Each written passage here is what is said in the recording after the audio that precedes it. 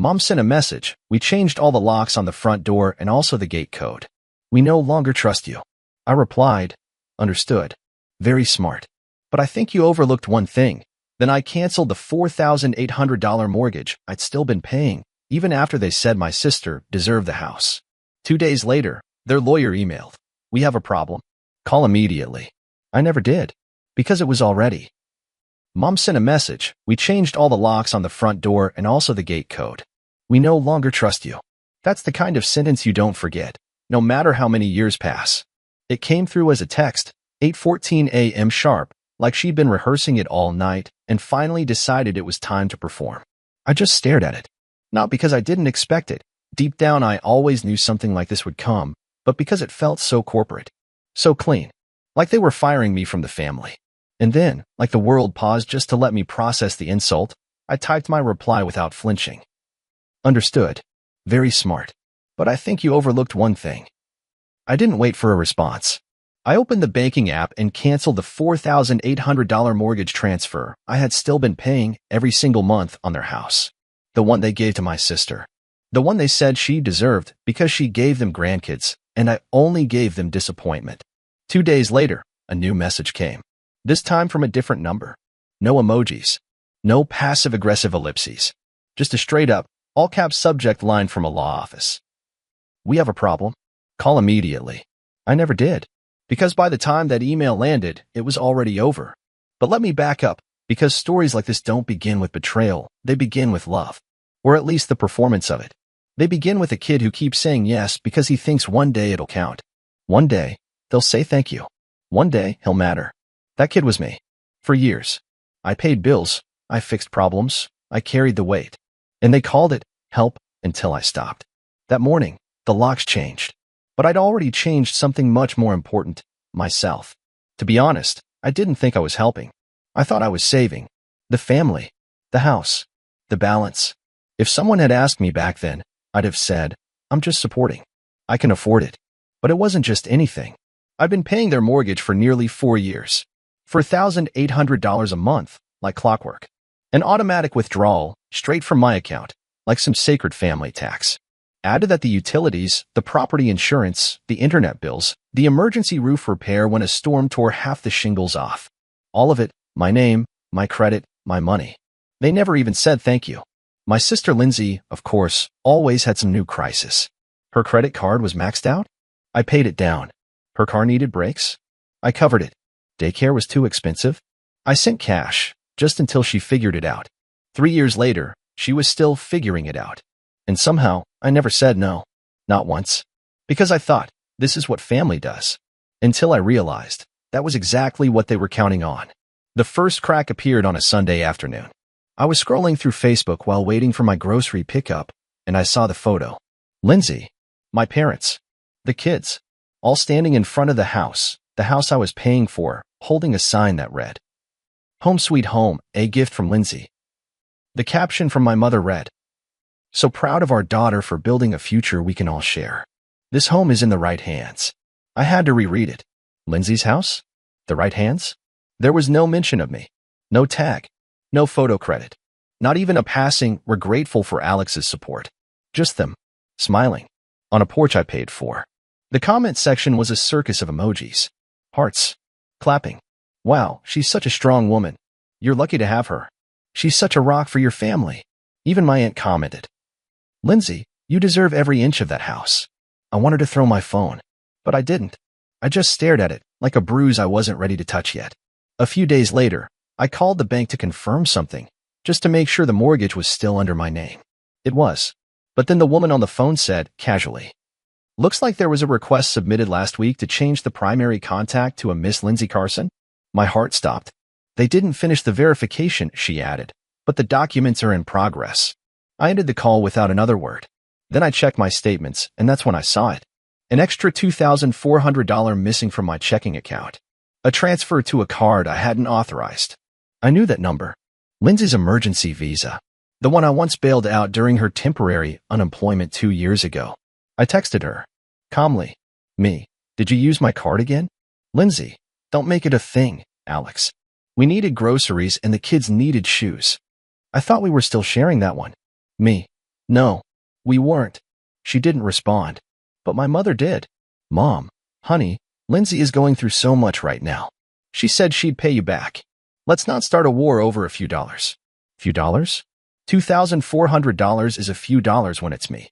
But Lindsay misses a phone payment, and it's a crisis. Then came the group chat.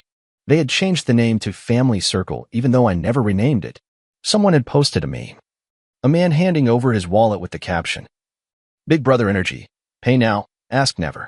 My cousin replied, "Tag Alex." Then another, "Yo, can we get you to cover my student loans too?" Even my dad jumped in with, "Only if you rename your kid after him. Gotta keep the donor happy." I stared at my screen. No one was defending me. Not even a joke to balance it out. I left the chat. They added me back. I left again, then blocked them all. But none of it compared to what happened that Friday. I was mowing the backyard, the same yard I'd been maintaining for 3 summers because, in my father's words, it's not worth hiring anyone when you're around anyway. The mower sputtered, and I stopped for a water break. The kitchen window was open. That's when I heard them. My mother and Lindsay. Their voices were clear, sharp, effortless, like this wasn't even the first time. Lindsay, laughing. "Did you see his face when I told Aunt Karen the house was mine? He didn't even blink. Like a puppy just happy to sniff the plate." Mom, giggling. "It's almost done. Once the paperwork's through, he won't be able to say a thing. He's the one who insisted on keeping it in his name. That's on him." Then Lindsay again. "Honestly, it's better this way.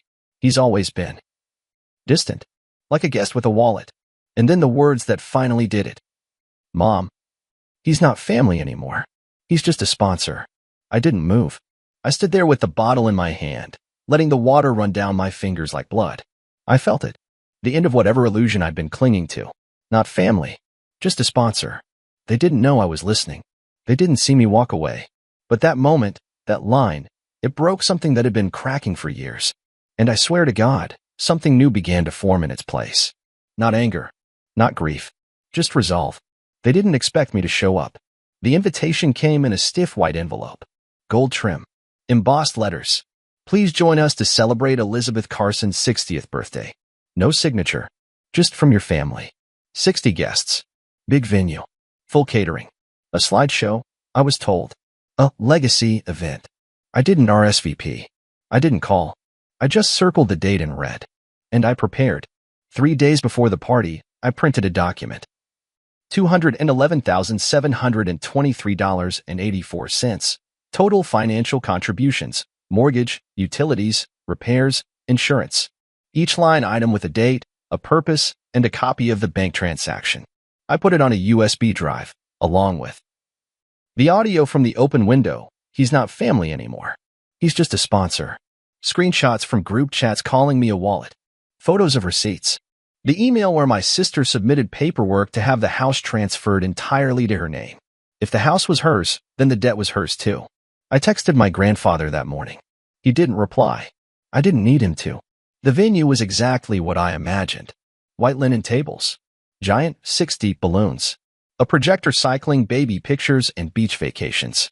Waiters in black ties. Cousins in cocktail dresses. And my mother in an emerald green gown standing in front of a sign that said, "A house is not a home without family." I nearly laughed out loud. I arrived 10 minutes late on purpose. Heads turned when I walked in. Some smiled. Some stiffened. Lindsay caught my eye, blinked twice, then forced a grin and turned back to the crowd. I didn't wave. Didn't speak. Just took a seat at the back. They didn't waste time. Lindsay gave a speech first. Talked about sacrifice. Love. True family. Said something about how this year has brought us even closer. The screen behind her showed a photo of the house. The caption, "Built with love, passed down with purpose." No mention of me. Then came the toast. My mother took the mic, dabbed her eyes, looked around the room like a queen delivering her final blessing. "I'm proud of my daughter, Lindsay. She's shown what legacy truly means. And I'm grateful that this home, our home, will stay in the right hands." Applause. Smiles. Until I stood up and walked slowly to the microphone. "I wasn't going to say anything tonight," I began, calmly. "But since we're talking about legacy, let's do the math." The projector flickered. And then the audio played. Mom's voice. "He's not family anymore. He's just a sponsor." Lindsay's voice, like a puppy sniffing the plate. Gasps. A few people sat forward. One woman dropped her wine glass. I clicked again. The screen changed. Screenshot, group chat, tag Alex. Only if he renames his kid after the bank. Then the ledger. $4,800 times 48 months. Repairs, maintenance, property tax. If this house now belongs to Lindsay, I said, then I'm here to present a bill. Not a favor. A debt. I held up the printed invoice. 211 pages. Stapled. Silence. Then, are you serious? Lindsay shouted. Dead serious, I replied. Unless you want to call it theft. It was a gift. My mother snapped. Funny, I said, stepping closer. I didn't sign a gift certificate. I signed every check. My father stood up like he might lunge. I turned to him. Want to talk about the loan application you filled out using my name as a co-signer without telling me? Because I've got that too. He sat back down. That's when the door opened. And in walked my grandfather. He didn't say a word at first. Just walked straight to the front of the room. All 60 guests watched as he picked up the microphone, looked around, and spoke slowly. You raised a thief, he said, looking at my father. And a coward. You tried to bury his son in silence. But the thing about mud is, it doesn't hide footprints for long. He looked at me then. The trust is yours now, he said. The one your father tried to redirect. I changed it last week. Lindsay's name has been removed. Completely. Gasps again. My mother's face cracked. Lindsay's knees buckled. She grabbed the back of a chair to steady herself. You want legacy? Grandpa said, looking straight at them. Earn it. The hard way. He dropped the mic, literally, and walked out. I placed the printed invoice on the gift table, next to a pile of boxed wine and family photo albums. You changed the locks, I said, loud enough for the back row to hear. I changed my future. I'm not your donor. I'm your debt collector. And then I walked out. Didn't stay for cake. Didn't shake hands. Didn't look back. The party was over. And so was the lie. The next morning, I woke up to 57 unread messages. The first was from my mother. You humiliated me. On my birthday. You made a mockery of your own blood. Then my father. I don't care what you think you're owed. You won't see a single cent. Then Lindsay, silent as always, posted a black screen on her Instagram story. Some wounds come from those who were supposed to heal you. The comments under her last photo were a parade of vague sympathy. You don't deserve this. Stay strong, mama. Family will destroy you faster than strangers. None of them knew she'd called me a wallet behind a closed window. None of them had seen the invoice. But someone else had. 2 days later, I got a call from an unknown number. I answered out of pure curiosity.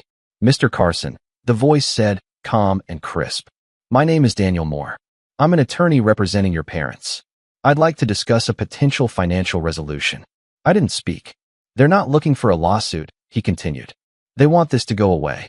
Quietly. No press. No social media. In exchange, they're willing to offer a settlement. I leaned back in my chair. Let me guess, I said. Half the amount I'm owed, in exchange for silence. A reasonable amount, he said, given the informality of the arrangement. I almost laughed.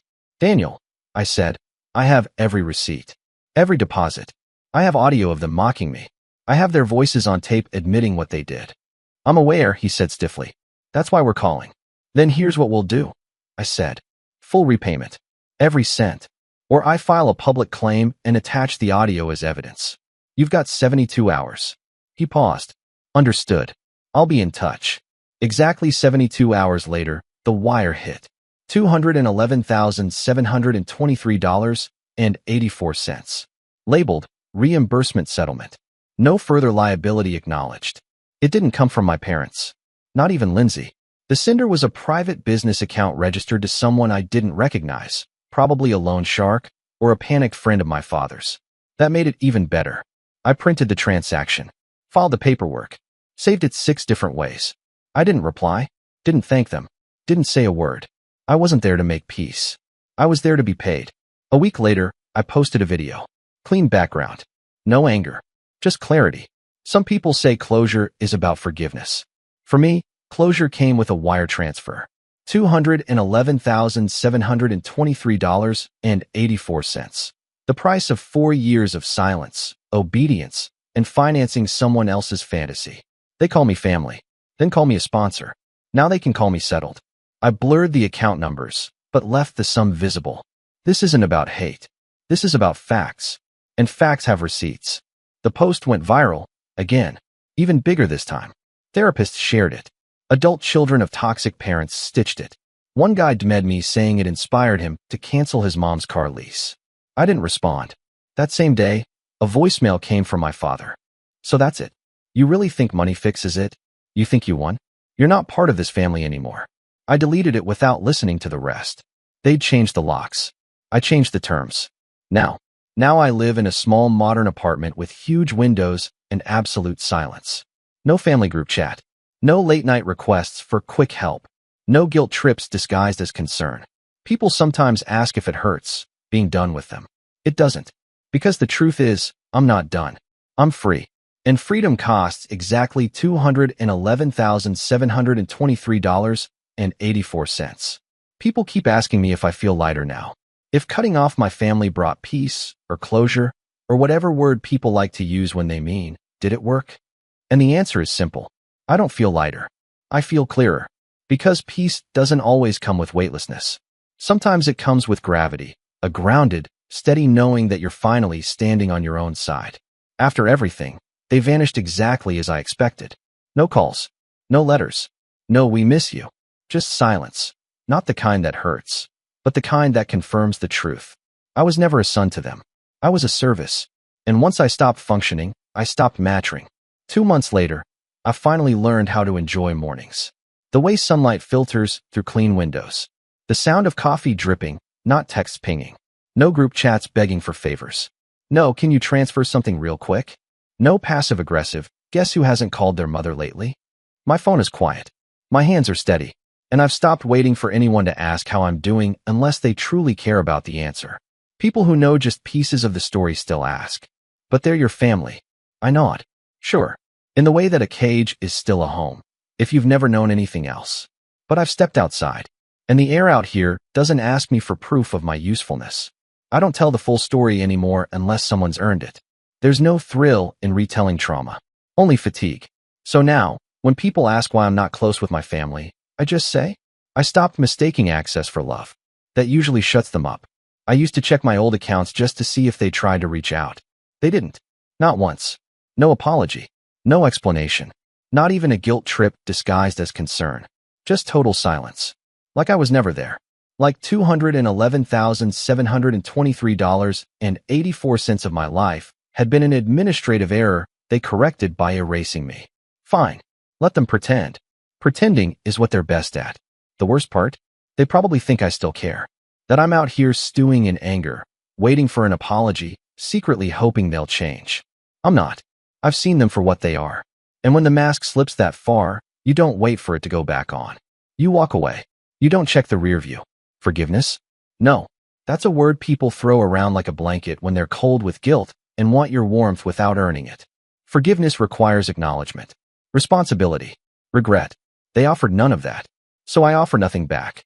My therapist once asked me, what would you say to them now if they were in front of you? And I thought about it. I sat in that chair, breathing slowly, trying to imagine their faces, those familiar masks built from years of denial and manipulation. And I said, nothing. I wouldn't say a single thing. Because saying something implies they still have access. And they don't. There is no key anymore. No emergency contact. No bank account with shared permissions. No number saved just in case. I deleted every trace of them from my life. Not out of spite, but out of necessity. Survival is quiet like that. It doesn't come with fireworks. It just comes with locked doors and clean slates.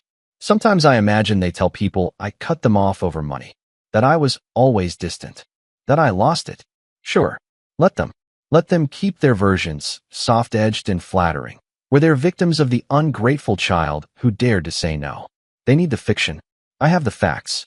Facts don't beg. They don't whine. They don't tremble under scrutiny. Facts sit still. They wait. They endure. Just like I did. Now I live. Not in a fairy tale. Not in revenge. Just life. Real. Boring. Mine. I work. I rest. I laugh when it's funny. I eat when I'm hungry. Not when I'm begged to show up to some family dinner where I'll foot the bill and be forgotten anyway. I still remember what my mother said once years ago. If you ever left, we'd fall apart. And she was right. They did. But I didn't. I'm not broken. I'm not bitter. I'm not waiting. I'm just done. Not as a warning. Not as a statement. As a fact. Like a locked phone. Like a cleared inbox. Like a number that rings once and goes nowhere. No forwarding. No return. Just me. Whole. And free.